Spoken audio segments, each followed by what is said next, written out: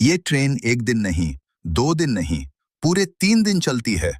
और ये कोई विदेशी ट्रेन नहीं, भारत में ही चलती है। इसका नाम है विवेक एक्सप्रेस, जो डिब्रूगढ़ से शुरू होकर कन्याकुमारी तक जाती है। दूरी 4,200 किलोमीटर से भी ज्यादा। समय लगभग 80 घंटे। मतलब आप पूरे 3 दिन सिर्फ ट्रेन में सफर करेंगे। सोचिए, खिड़की के बाहर हर दिन नया राज्य, नया शहर, नया नजारा। ये ट्रेन भारत के नॉर्थ ईस्ट से लेकर दक्षिण की आखिरी छोर तक जोड़ती है।